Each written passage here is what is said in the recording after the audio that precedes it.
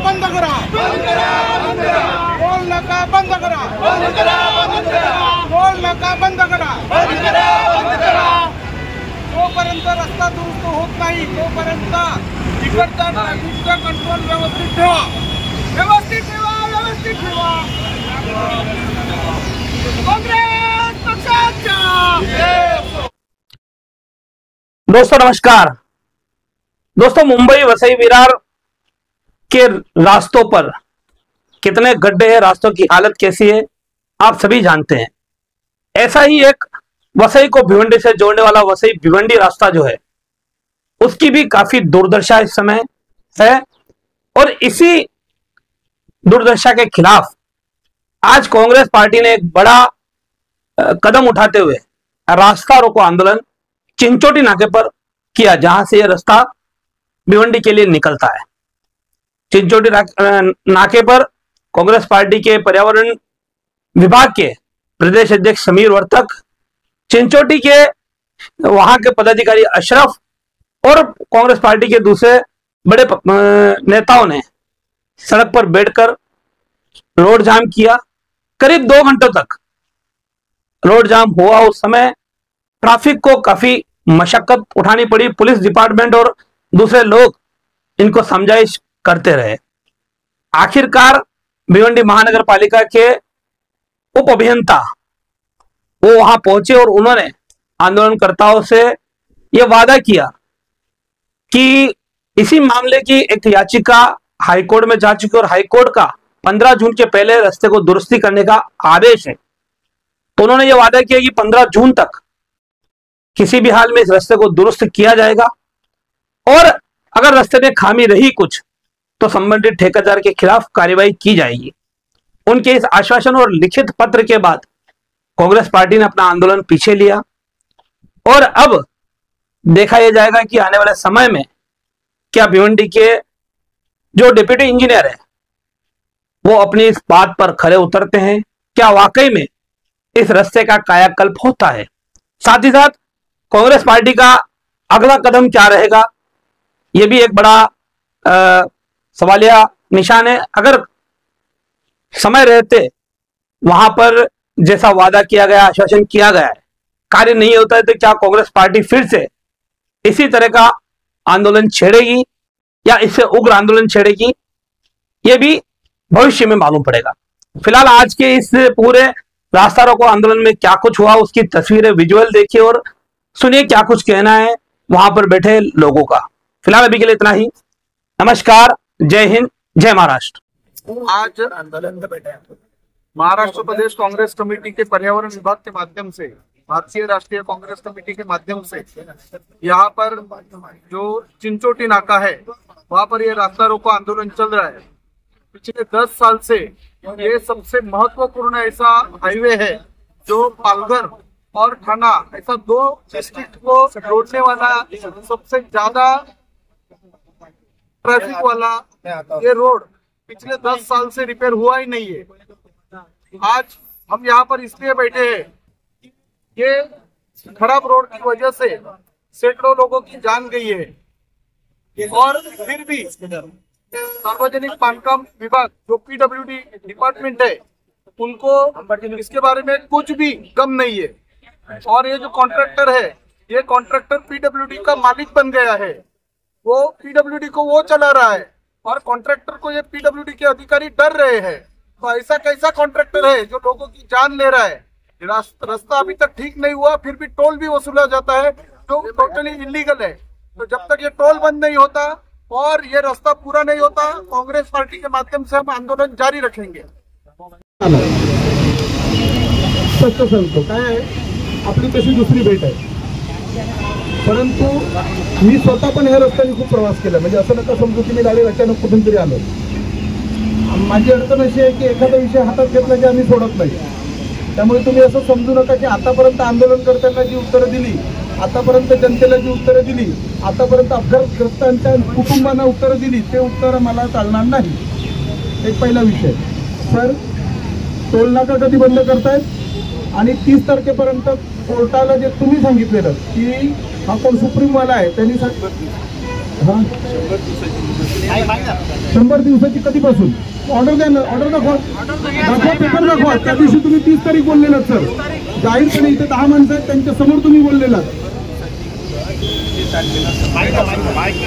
कधी संपणार आहे ती, कधी? एक तुम्ही हे सगळं तुम्ही बोला, म्हणजे तो विषय. आणि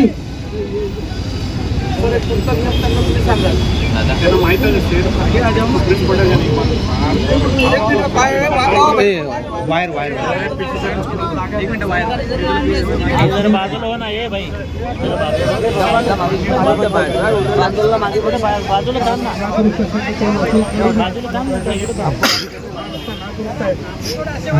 फोन तुम्ही जो वसूल करता त्याला फास्टॅग नाही, पावती चालू आहे. माननीय मंत्री महोदय सांगतात फास्टॅग नसेल तर तुम्हाला डबल टोल भरावा लागेल. मग आता इथे फास्टॅग असून पण कोर्ट ऑर्डर द्या बरं. फास्टॅग असून पण वाहन चालकाला कॅश घेऊन पैसे भरावे लागतात. त्या फास्टॅगचा उपयोग काय? हा नियम गडकरी साहेबांचा आहे का तुमचा आहे का ठेकेदार कंपनीचा आहे? तुमचं म्हणणं सांगा.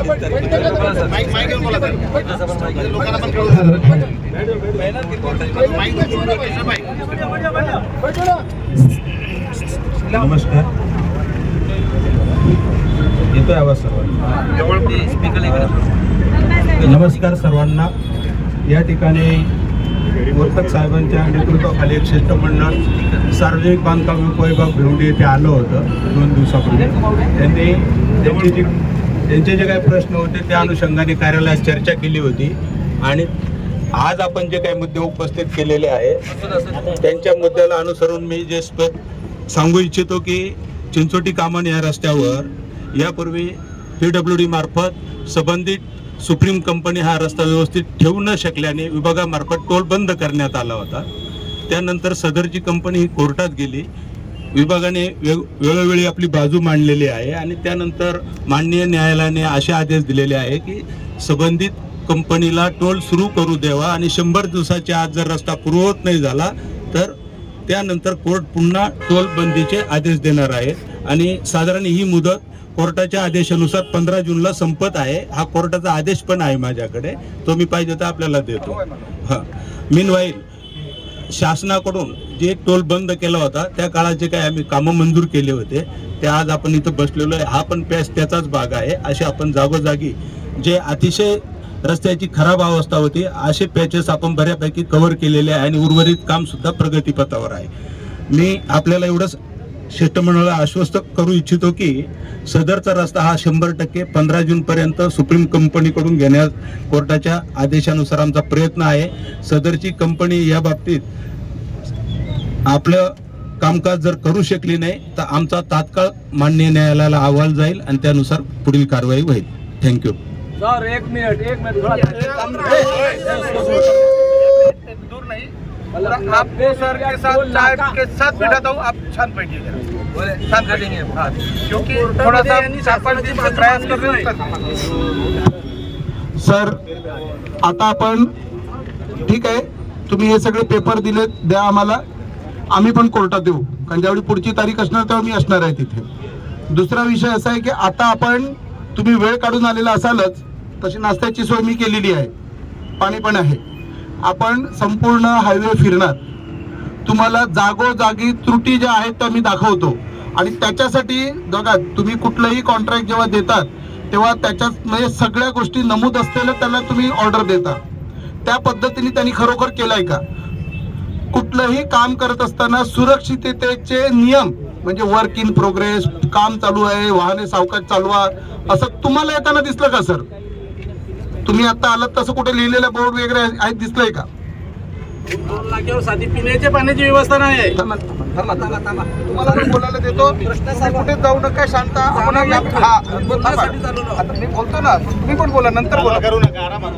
तर सर सुरक्षिततेचे नियम, नागरिकांच्या जीवाचा प्रश्न आहे. या रस्त्यावरती शेकडो अपघात झालेले आहेत, अनेक निष्पाप नागरिकांचा जीव गेलेला आहे. मी असं कुठेतरी ऐकलंय, नियम तुम्हाला दाखवेन की कंत्राटदाराच्या चुकीमुळे, कारण त्यांनी सुरक्षिततेचे नियम पाळले नसतील तर कंत्राटदाराच्या चुकीमुळे जर का अपघात घडला तर त्या अपघाताची जबाबदारी कोणाची? मग जर का मृत्युमुखी कुणी पडला तर मनुष्यवधाचा गुन्हा कोणावरती दाखल होणार? पोलीस प्रशासन बाजूला आहे. आत्ताच्या आत्ता म्हणजे पोलिसांना माझी विनंती आहे, मी ऑलरेडी साहेबांकडून 10 दिवसापूर्वी जेव्हा पत्र दिलं तेव्हा किती अपघात झालेत वगैरे मागितलेलं आहे. आता ते देतील की नाही देतील मला कल्पना नाही, पण तुमच्याकडे जी तुमच्यावरती बघा किती त्रास तुम्हाला होता आम्हालाही माहिती आहे सर. तर ते सांगा की सुरक्षिततेचे नियम नाहीये तिकडे राबविले जात नाहीयेत, कुठेही गॅजेट्स नाहीयेत, सेफ्टी गॅजेट्स म्हणतात ते नाहीयेत. मग ते जर का नसतील, माझ्याकडे सगळे नियमावली आहे, माझ्या गाडीत मी आणली आहे, पण तुम्ही तुमच्या तोंडून सांगा की अशा या सुप्रीमवाल्याला सुविधा दिलेली आहे का की त्यांनी कुठेही सेफ्टीचा काही विषय ठेवायचा नाही, रोड डायव्हर्शन आहे लोकांना दाखवायचे नाहीत, पुढे धोकादायक काहीतरी काम चालू आहे ते दाखवायचं नाही, असं जर का त्याला सेपरेट असं त्याला कुठे परमिशन दिली असेल तीही सांगा. नसेल तर आत्ता सुरक्षिततेचा विषय आत्ता तुम्ही ठेकेदारावरती काय कारवाई करणार ते आत्ता सांगा तुम्ही मला. आणि जे लोक मृत्युमुखी पडल्यात त्यांच्या कुटुंबांना तुम्ही काय न्याय देणार? सुरक्षिततेच्या उपाययोजनाबाबत आम्ही वेळोवेळी संबंधित एजन्सीला नोटिसा दिलेल्या आहेत, तशा त्या नोटिसा आपल्या दप्तरी आहेत आणि बहुतेक ज्या ठिकाणी आज आपण एकत्रित पाहणी करणार आहे त्या अनुषंगाने तात्काळ त्यांच्यावर कारवाई करण्यात येईल. ते अपघातग्रस्तांबद्दल काय सर? कारण आम्ही कोर्टामध्ये 4-5 मृत्युमुखी पडलेल्या नातेवाईकांना घेऊन येतोय, तर तुम्ही इथे सांगा तुमची बाजू जरा मांडा, नंतर ती कोर्टात मांडायला लागणार आहे. हमारे चैनल सैफ न्यूज लाइव पर अपने व्यापार और सेवा से संबंधित विज्ञापन प्रसारण हेतु दिए गए मोबाइल नंबर पर संपर्क करें।